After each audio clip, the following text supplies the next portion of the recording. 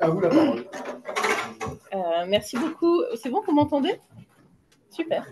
Merci beaucoup, Bernard, pour l'invitation. On est ravis d'être avec vous cet après-midi. Alors, on va vous parler de l'hubris du leader, l'hubris du dirigeant, en tout cas de celui qui occupe une position dite de pouvoir, notamment dans l'entreprise, même si des ponts avec d'autres univers que l'entreprise ne sont absolument pas interdits. D'ailleurs, je vais commencer là-dessus. L'hubris, c'est quelque chose que l'on vit au quotidien, même si on ne le nomme pas ainsi. Peut-être que comme moi, ce matin, vous avez regardé les infos à la télé et vous avez vu un homme dans les rues en train de brandir une tronçonneuse pour dire qu'il allait en finir avec l'État. C'est le nouveau président de l'Argentine, surnommé El Loco, le fou. Voilà, c'est un exemple parmi d'autres du petit panthéon ordinaire de ce que l'on nommera l'hubris, c'est-à-dire la perte du sens de la mesure. On peut estimer que finalement ce fait de brandir la tronçonneuse révèle, si ce n'est un petit goût pour le théâtre, une certaine, comment dirais-je, liberté, après tout c'est un libertarien, avec le sens de la mesure. Donc, je prends un exemple assez caricatural, mais on en a tous en tête. Peut-être l'ancêtre de Javier Milei, c'est Néron, hein, dont la légende dit qu'il jouait de la lyre pendant que Rome était en flammes, ce que les historiens ont démenti. Mais nous aimons croire à quoi d'ailleurs? Croire que finalement, le pouvoir peut rendre fou. C'est une vieille hypothèse. Je vous cite juste l'Esprit des lois de Montesquieu ou Lord Acton. Hein. C'est une vieille hypothèse qui dit que le pouvoir a des effets corrupteurs sur la psyché de celui qui en hérite, qui le prend ou qui le détient un peu trop longtemps. C'est une expérience éternelle, dit Montesquieu, que tout homme qui a du pouvoir est porté à en abuser. Hein. Ça veut dire aussi que cet hubris, il serait comme une petite graine en nous, et que si nous étions au contact du pouvoir, nous perdrions le sens de la mesure. Et cela du fait de cet objet si particulier qu'est le pouvoir, cet objet qui, dit Lord Acton, corrompt et corrompt absolument quand il est démesuré. Et d'ailleurs, on parlait de Néron, mais les historiens de la fin du XXe, qui se piquaient un peu d'histoire, de psychologie, pardon, parlaient plutôt de césarite pour désigner cette maladie du pouvoir qui touchait ceux qui disposaient d'un grand pouvoir. C'était notamment le cas des Césars. Alors, évidemment, la question de l'hubris, c'est une vieille question. Xavier et moi-même, on va remonter très très loin dans l'Antiquité, même si, bon, moi, avec ma casquette de psychologue, je vais vous emmener plutôt ici et maintenant, mais on va ensuite remonter le temps, parce que c'est une question aussi ancienne que l'homme, le pouvoir et les relations compliquées, complexes qu'ils entretiennent entre eux, que l'hubris. Donc là, vous avez par exemple cette mise en garde de Marc Aurèle, toujours à propos des Césars, après tout, il en était un. Prends garde de te césariser, conserve-toi simple, bon, pur, grave, naturel, ami de la justice, révérend, ce verbe est important, révérant les dieux, bienveillant, affectueux, ferme dans l'accomplissement de tes devoirs, combat pour rester tel que la philosophie a voulu te faire. Cette injonction, cette mise en garde de Marc Aurèle, c'est vraiment la question qui préside à ce que nous allons vous présenter. Ce qu'on va vous présenter, c'est un travail de recherche, un projet évidemment de publication pour un journal en éthique, mais c'est surtout le fruit d'un dialogue entre deux chercheurs en sciences de gestion, mais qui viennent de deux disciplines différentes, la psychologie et la philosophie, qu'on va essayer de faire dialoguer là pendant les quelques minutes pour essayer de comprendre ce qu'est la perte du sens de la mesure, l'hubris du pouvoir chez l'individu. Donc, on va peut-être dire quelques mots de l'origine de cette recherche que nous menons avec Xavier, la proposition générale qui la sous-tend. On va ensuite vous partager une proposition toute stoïcienne pour lutter contre l'hubris. Et je vous dirai pourquoi c'est important de lutter contre l'hubris et de s'en prémunir. Et puis de souligner un petit peu les implications théoriques dans notre champ d'atterrissage, on pourrait l'appeler comme ça, qu'est le management. Alors moi, mon rôle à moi, c'est de vous raconter un petit peu ce que dit la recherche sur l'hubris. Donc là, je vais vous parler des 30 dernières années et je vais vous parler du champ du management, puisqu'après tout, c'est un colloque en management. Je vous l'ai dit, l'hubris, c'est un vieux sujet. On va remonter le temps tout à l'heure avec Xavier. Mais dans les sciences de gestion, cette préoccupation apparaît dans les années 80, années de démesure s'il en est. Et en fait, elle vient du champ de la finance d'entreprise.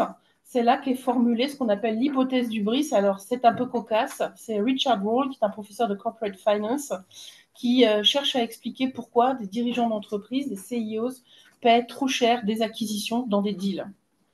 Et donc, il trouve plein de bonnes raisons, je ne sais pas, par exemple, l'information dont il dispose, etc., etc.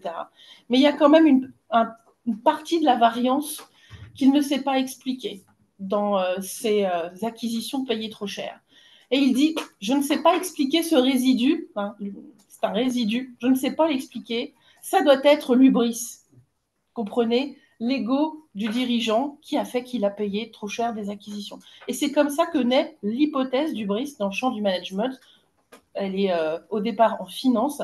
Et il s'agit de désigner quelque chose dont on ne sait pas ce que c'est, mais qui explique tout ce qu'on ne comprend pas. Voilà une définition remarquablement solide. Mais bon, nous, les gestionnaires, ça ne nous empêche pas d'avancer. Et c'est ce qui va se passer pendant une vingtaine d'années en finance ou en stratégie d'entreprise.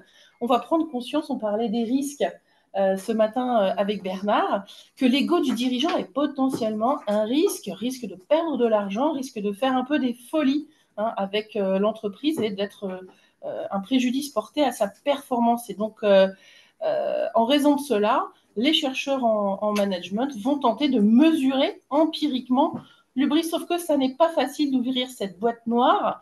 Les dirigeants souffrant d'hubris ne sont pas tous OK pour faire un entretien clinique en toute détente, décontraction et transparence avec les chercheurs. Donc, il va falloir approximer cette hubris. Mais comment faire?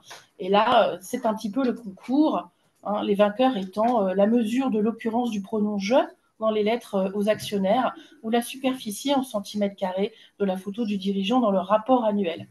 Voilà comment... alors, on peut sourire, mais allez le chercher, hein, les dirigeants qui souffrent d'hubris pour les étudier. C'est pas simple, donc j'ai quand même un peu de bienveillance pour nos collègues. Donc, on va avoir un certain nombre de travaux qui vont approximer, mesurer indirectement l'hubris parce que, vous savez, c'est finalement la première impasse de ces recherches sur l'hubris depuis 30 ans. C'est pour ça que j'ai mis une photo que vous ne voyez pas du labyrinthe de Dédale, père fameux d'Icare, hein, qui est une des figures mythologiques de l'hubris. On est dans un labyrinthe depuis 30 ans parce qu'on n'arrive pas à mesurer, tout en ayant compulsivement envie de le faire. L'hubris, c'est ce qu'on appelle pathologie de l'ego du dirigeant. Donc, on va avoir comme ça tout un tas de travaux, mais qui ne vont pas mener, de mon point de vue, à grand-chose, si ce n'est de dire que le dirigeant peut parfois souffrir ou de narcissisme, ou de surconfiance, ou de ce qu'on appelle l'hubris, mais sans jamais le définir, et que ça coûte cher à l'entreprise. Je me permettrai d'ajouter que ça coûte aussi cher à son entourage, mais ça, on en parle moins. Mais donc, la première impasse des recherches, c'est qu'on a voulu, mais parce que c'est comme ça que se fabrique aujourd'hui la recherche en sciences de gestion, mesurer l'hubris, mais que faute d'une définition, et faute des difficultés d'accès aux méchants, parce qu'accéder aux leaders de ce type, ce n'est pas évident, c'est même dangereux, hein, puisque là, vous vous transformez parfois de chercheurs à lanceurs d'alerte. Donc, c'est très compliqué l'accès au terrain. Mais donc, du coup, on n'a pas vraiment réussi à le mesurer. Et pour cause, on n'a jamais su le définir. Et pourquoi est-ce qu'on n'a pas réussi à le définir? C'est que l'hubris, ça n'est pas un concept. L'hubris, c'est quoi? C'est quelque chose dont on a hérité à travers des mythes. Donc, c'est donc une origine mythologique. Alors, peut-être deux que vous connaissez. Il faut absolument me cadrer sur le temps. Icare, que vous connaissez bien. Donc, Icare, le fils de Dédale. Donc, il quitte Knossos et donc, ils doivent traverser la mer pour rejoindre Athènes, mais sauf que pour aller plus vite, donc ils trouvent ce superflu, ce truc de se fabriquer des plumes pour voler avec de la cire. Et donc Dédale dit à son fils Icare, attention, ne vole pas trop près du soleil, sinon tu risques la chute. Et donc bien sûr que vous connaissez cette histoire, hein, Icare ne va pas suivre les conseils de son père, qui à certains égards représente la loi dans cette histoire, va s'approcher trop près du soleil et bien sûr va chuter.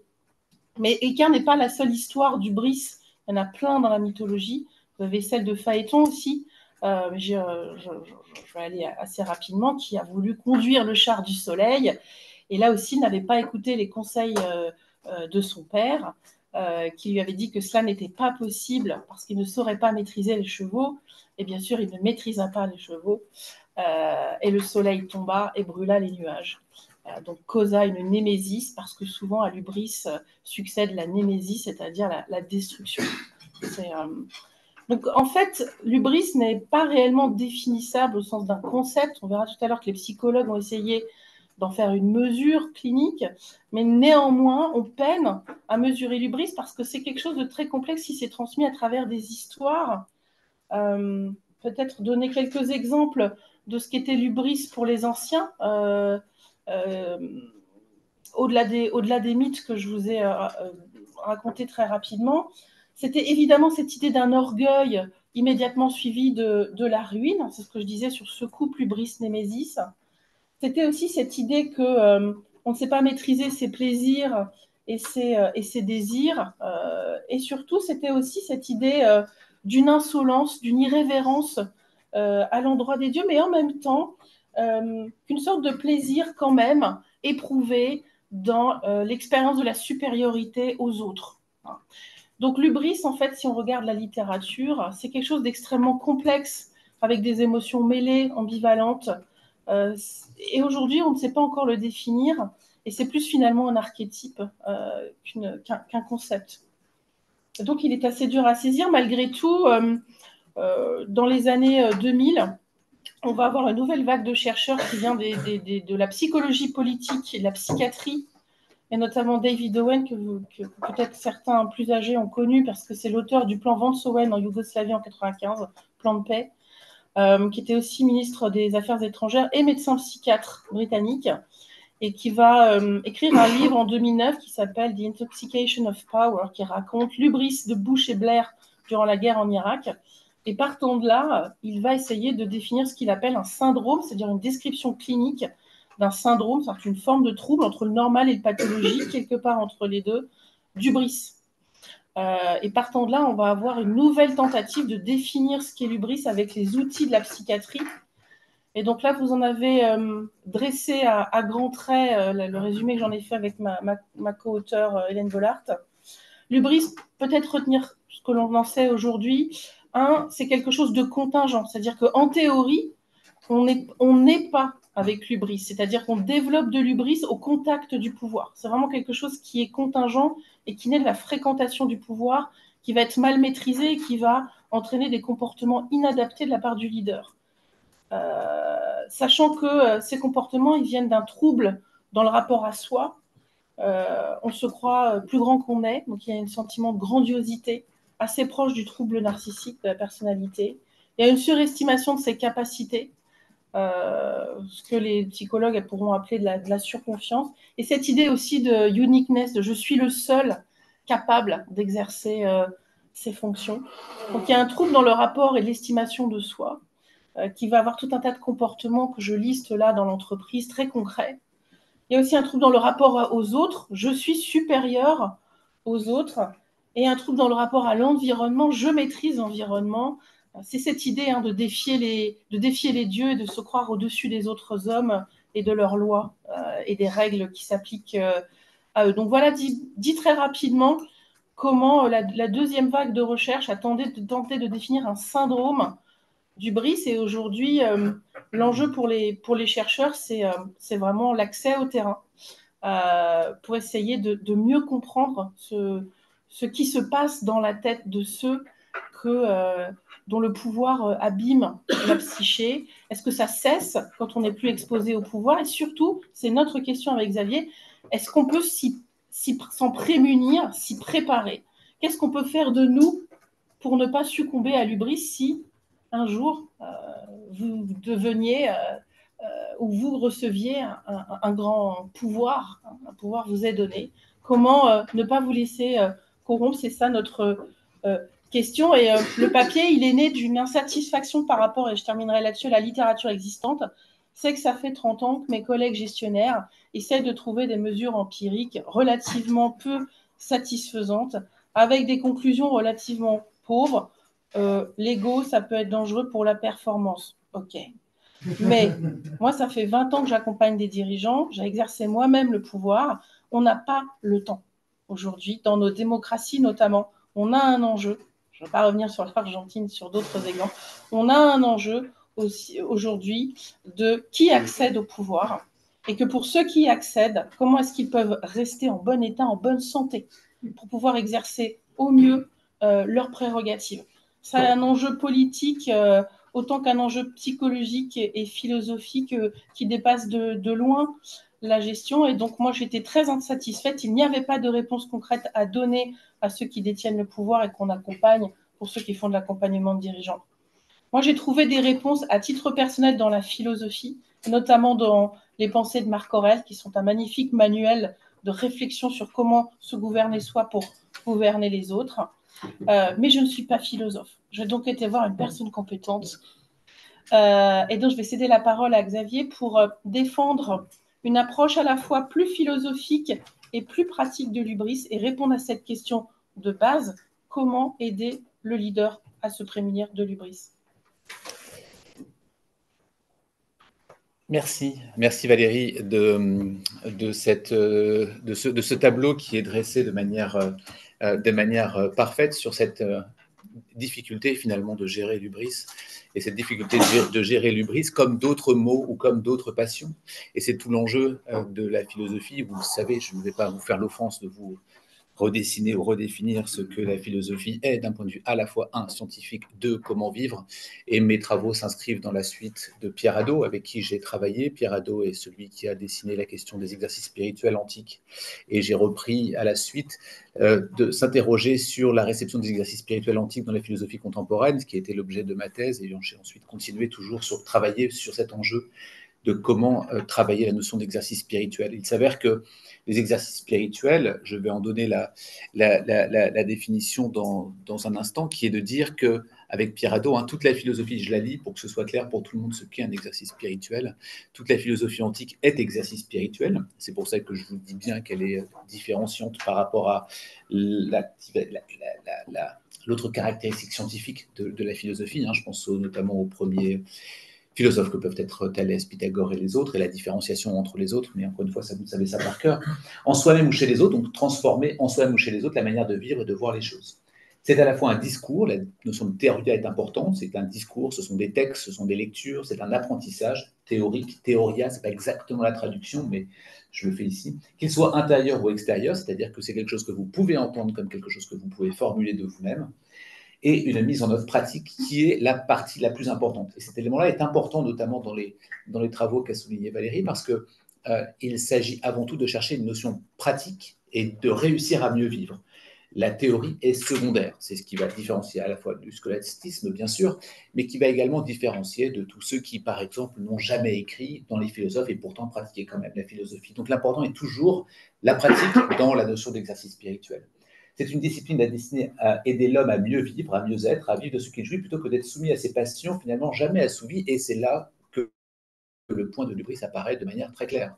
C'est-à-dire qu'être soumis à ses passions, parce que tout ce que vient de décrire Valérie, c'est d'être soumis au pouvoir. Puisque c'est quelque chose de contingent et pas quelque chose de nécessaire, à l'évidence, c'est quelque chose qui va arriver et dont on est finalement soumis.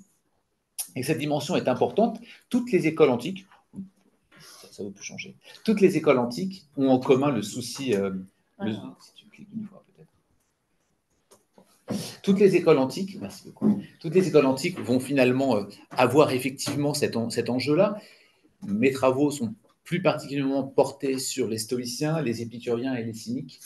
À l'évidence, ceux qui sont les plus connus sont les stoïciens. Les épicuriens et les cyniques ne sont pas moins importants, mais effectivement, le stoïcisme est plus important. Et puis, les travaux ont écarté généralement les écoles telles que le scepticisme, par exemple.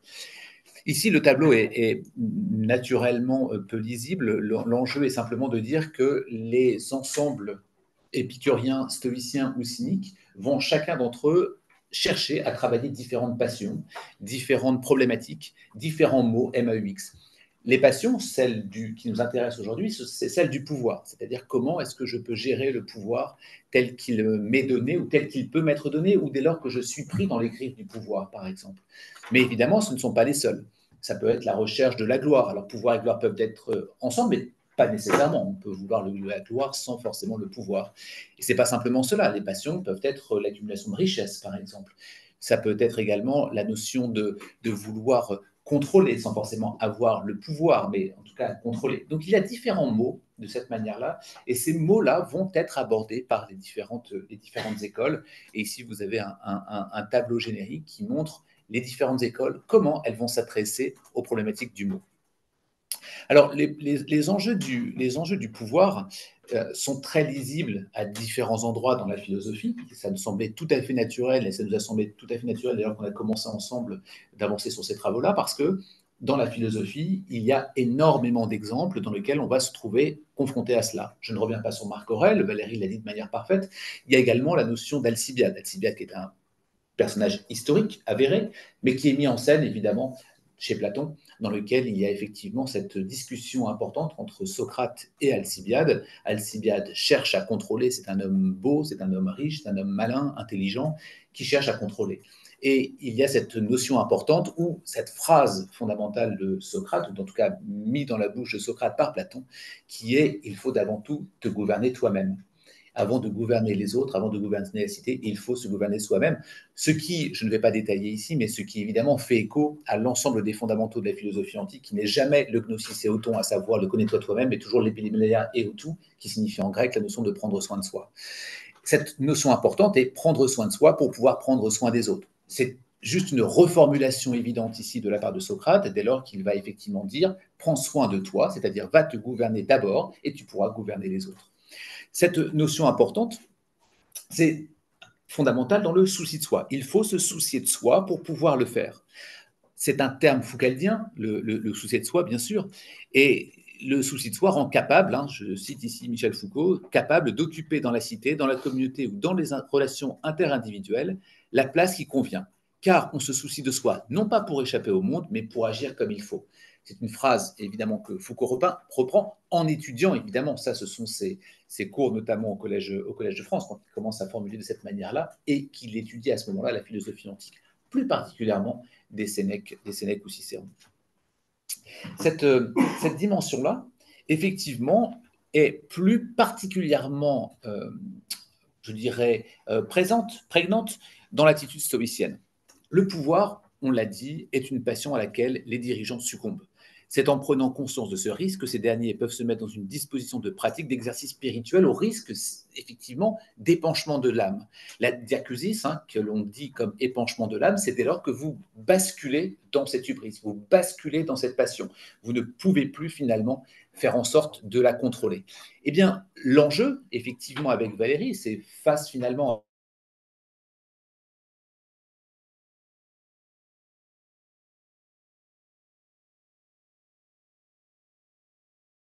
l'absence de conseil, l'épanchement de l'âme, c'est la pratique des exercices spirituels.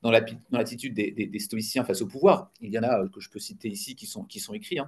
L'individu doit maîtriser ses passions qui sont nuisibles à son âme, accepter que tout arrive conforme à un ordre universel. Quand vous comprenez cette phrase, ou par exemple la fameuse première phrase d'Épictète dans son manuel, il y a des choses qui dépendent de nous, des choses qui n'en dépendent pas, nous fait comprendre évidemment à quel point la recherche du pouvoir est vaine en permanence. L'âme doit être forgée selon 3 axes, la connaissance, la recherche de la sagesse et la vie heureuse. Encore une autre thèse défendue. Avoir chaque jour la mort devant les yeux pour l'apprivoiser, ne pas la craindre et se rappeler que nous allons mourir. Ce sont globalement, si on peut voir Alcibiade d'un point de vue un peu critique, on peut voir Marc Aurèle d'un point de vue conseil, et qui lui va justement accentuer sur ces éléments-là. Alors, comment ça se passe concrètement? Je ne vais pas les parcourir en détail parce qu'on va ouvrir la discussion, mais concrètement, il y a un certain nombre d'exercices spirituels dans l'Antiquité qui sont forgés par les stoïciens, dans lesquels il va falloir les pratiquer. Tous ne sont pas à appliquer, tous sont à appliquer une fois pour savoir lesquels sont les plus à même d'être utilisés pour vous, les plus efficaces. La lecture, notamment, c'est la lecture des maîtres, c'est la lecture des sages, c'est la lecture des anciens.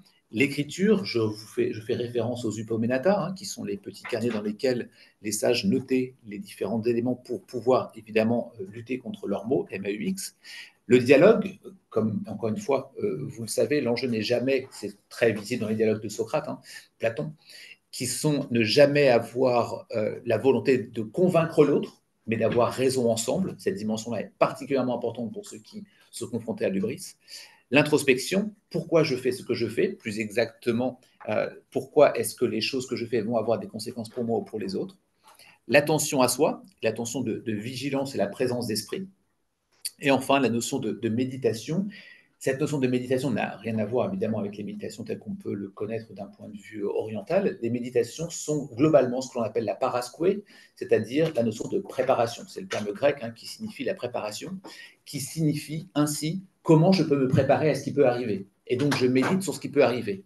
Si j'avais plus de temps, je rappellerais que nous avons des méditations matinales et des méditations nocturnes pour essayer de mesurer l'écart entre les deux. Pour le dire de manière très concrète, comment le possible dirigeant pourrait imaginer avec la paraskoué méditer sur ce qui peut arriver et le soir, le bilan d'en faire. Je vous donne juste une phrase. Chaque matin, l'empereur Marc Aurèle disait « Dis-toi à l'avance que tu rencontreras un fourbe, un insolent, un ingrat ».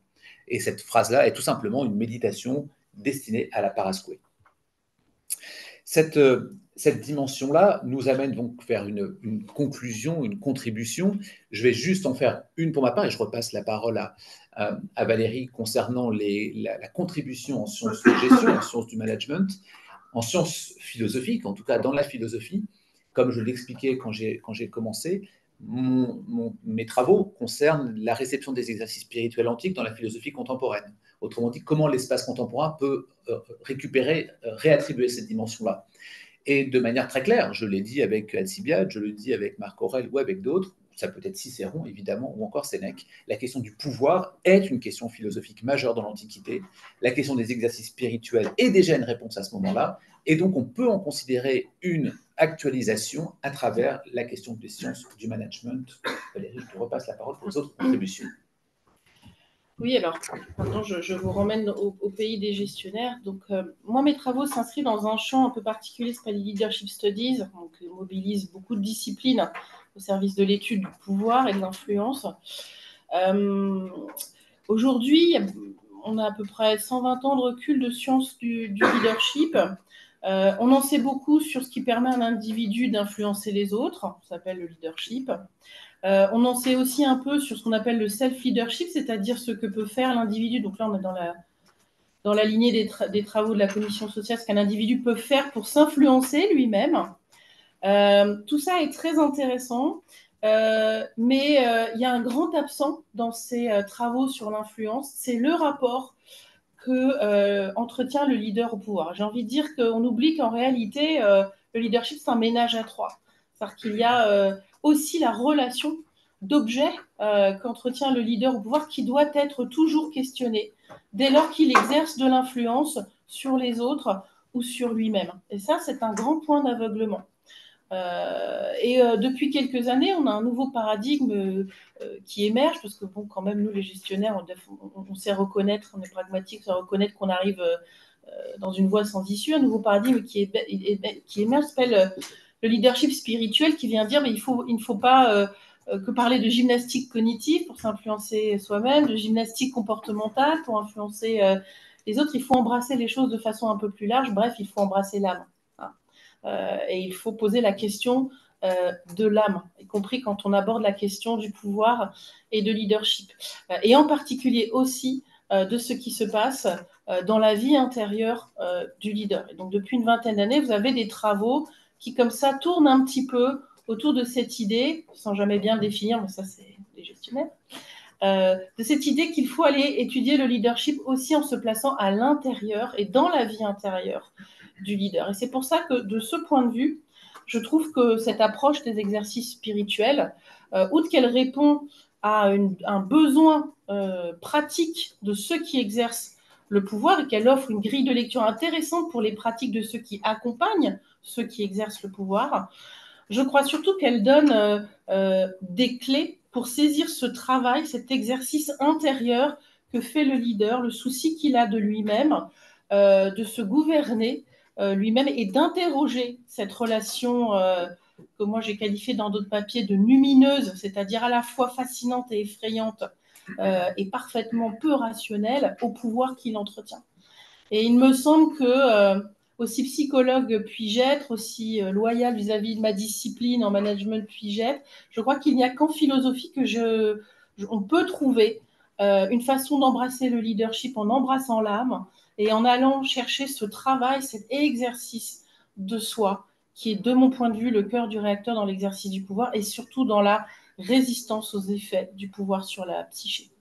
Voilà.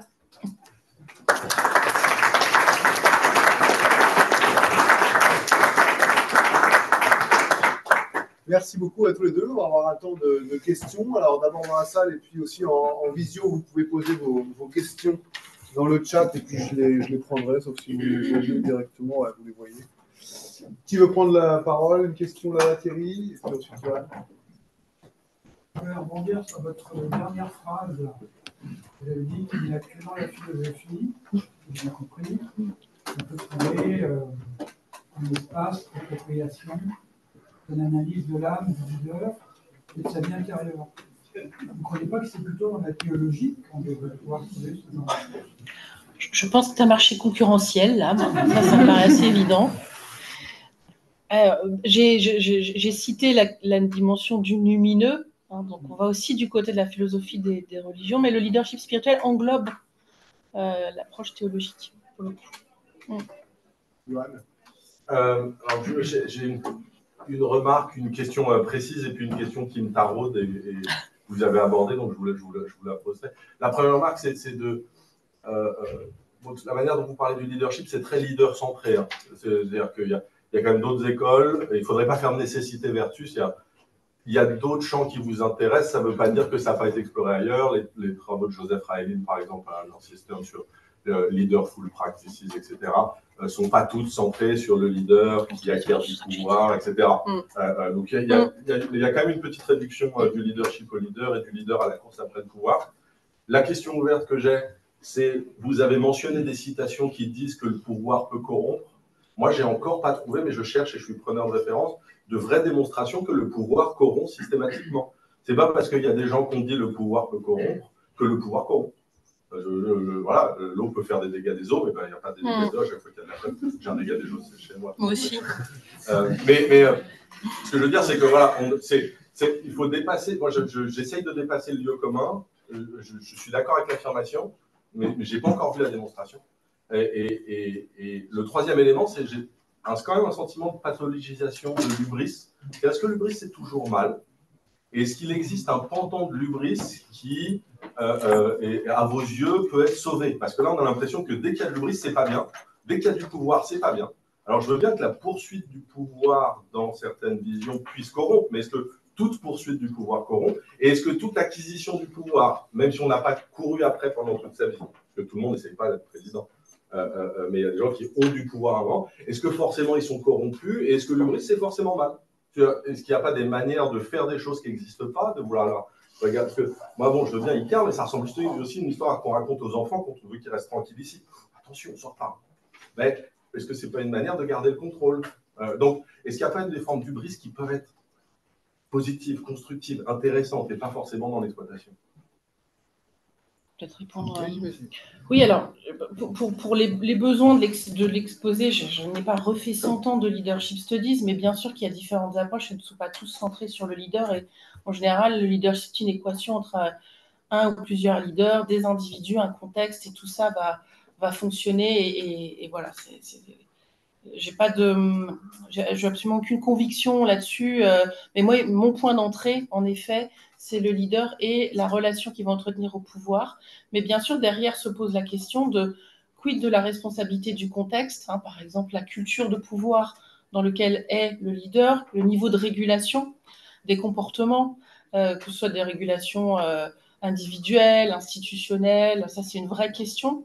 Parce que là, on a mis l'emphase, on a fait porter le poids sur le leader, sa capacité à s'autoréguler. Il y a une vraie question sur les environnements dits toxiques. Donc oui, là, c'est vraiment ce que je défends ensuite dans d'autres endroits, c'est de questionner la responsabilité des autres acteurs de l'équation du leadership, et y compris voilà, tous ceux qui... Voilà. Pathologisation. Moi, je fais de la psychopatho, donc j'avoue que... mais c'est vrai que c'est une vraie question, c'est-à-dire qu'il y a des approches morales, il y a des approches pathologiques, parfois les deux sont confondus, c'est très dur de s'y retrouver dans ce qui est produit dans la littérature. Donc, c'est ce que j'ai essayé de rendre compte. Il y a eu des tentatives de mesurer objectivement, il y a eu des approches psychiatriques et psychopathologiques, il y a eu des approches philosophiques et des approches morales. Et tout ça coexiste. Toujours négatif, j'ai l'impression. Et alors, pour répondre à la question, bien sûr qu'il y a des dimensions productives de l'hubris. Alors d'abord, est-ce que je l'ai vu, l'hubris? Oui, c'est l'objet d'un papier d'auto-ethnographie où je raconte comment moi, après 5 ans passés comme député au Parlement, j'ai à la fois senti les effets corrupteurs du pouvoir sur moi-même, je l'ai observé sur les autres.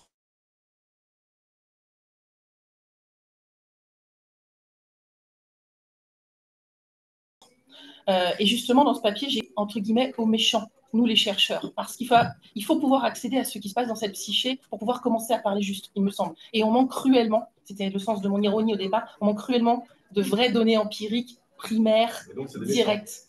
Et ce ne sont pas des méchants. D'abord, l'hypothèse, c'est que ça ne dure pas toute la vie. On recouvre sa santé quand le pouvoir s'éloigne. Mais surtout, il y a effectivement des dimensions. Je donne un exemple. Ses voisins, mais bon, on a pas mal d'études sur les dirigeants narcissiques, hein, donc narcissiques au sens du DSM. On sait par exemple que le dirigeant narcissique va avoir des progressions de carrière plus rapides, parce qu'il a un sens de la mise en scène de soi, etc. etc. Donc c'est productif du point de vue de la carrière. On sait aussi que par exemple, il va investir plus dans les politiques RSE, parce qu'il y a des enjeux d'image pour lui, mais du coup, ça a des bénéfices collatéraux. Voilà. On sait aussi que les parties prenantes de l'entreprise aiment à avoir un peu de théâtre pour entretenir la bonne réputation de l'entreprise. Donc, il y a aussi du côté des parties prenantes qui embauchent ces dirigeants des attentes de rôle qui sont ce qu'elles sont, qui sont liées à l'exercice de la fonction telle qu'on se représente aujourd'hui, et qui n'est pas la responsabilité, qui n'est dit bon dit mal, qui est la façon dont on définit le rôle d'un dirigeant aujourd'hui. Voilà. Donc, c'est très ambivalent. Et bien sûr qu'il y a des dimensions productives, et c'est ça qui est troublant, je crois, pour cette affaire. Je ne sais pas si ça vous trouble. Non, parce que j'attends peut-être moins de choses de l'environnement. Mais ça ne répond pas à ma question, c'est-à-dire, est-ce qu'il peut y avoir, c'est pas, est-ce que l'hubris est négatif, mais il peut y avoir des choses bien. Est-ce qu'il y a des formes d'hubris que tu considères comme étant de qualité, comme étant positifs? Parce que là, tu dis les méchants, tu dis la pathologie, tu dis le DSM, ça c'est des troubles mentaux, c'est des pathologies, c'est immoral, c'est des méchants, ça corrompt. Est-ce qu'il est possible de souffrir en termes d'un hubris que tu considérais comme... Alors, je dirais... Ou est-ce que c'est une manière inhérente? Je pense que l'indicateur, moi, je n'ai pas assez de recul empirique pour répondre à cette question, mais je pense que l'indicateur, c'est la souffrance de l'entourage. À partir du moment où il y a une souffrance de l'entourage, de mon point de vue, c'est hors-jeu.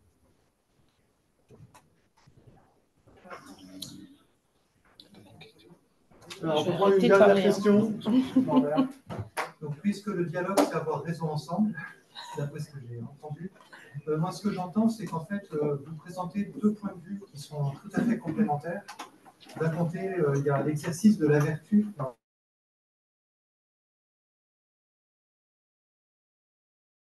On est dans le ni trop, ni dans toute sa splendeur. On retrouve un peu, non pas un moyen terme, mais un juste équilibre. Et avec un juste équilibre implique d'assurer des déséquilibres successifs. C'est comme ça qu'on avance. Et puis, il y a la dimension pathologique qui est là, la perte de contrôle, en fait. Et j'ai l'impression que en fait, c'est deux approches qui sont tout à fait différentes. J'ai l'impression que dans certaines démarches, entre guillemets, de développement personnel actuelles qui ont une assise anthropologique forte, se trouve une forme pas de réconciliation, mais de dialogue possible entre les deux. Et voilà, donc en tout cas, je voulais vous remercier pour cet apport qui a été passionnant. Merci beaucoup, on doit s'arrêter là malheureusement. Merci à tous les deux.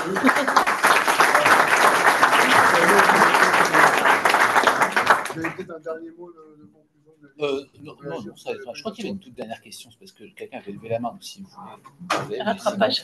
Rattrapage. Non, mais ça t'a demandé en fait un peu avec la dernière question posée, de savoir si, de manière très pratique dans l'entreprise, on pouvait assister à un retour de l'éthique pour résoudre un peu ces problèmes voilà, liés au pouvoir, en sorte que la vertu, c'est une excellence d'amélité, hein, qui qualifie les passions de l'âme.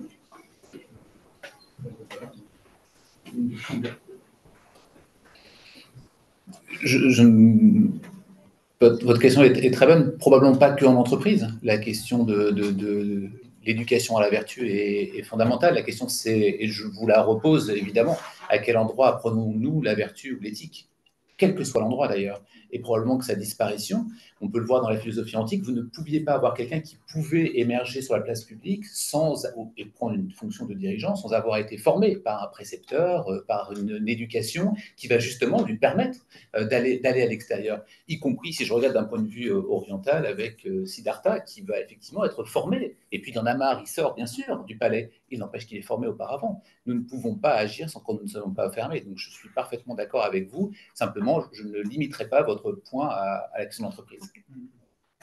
Merci beaucoup. On peut les applaudir encore.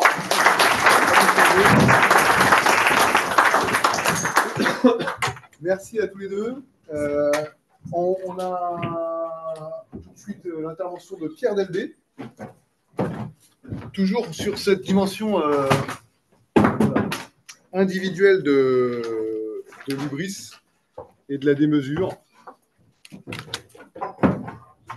Et puis, Quentin a très bien fait la transition autour de l'éthique des vertus. Pierre, donc, je te donne la parole.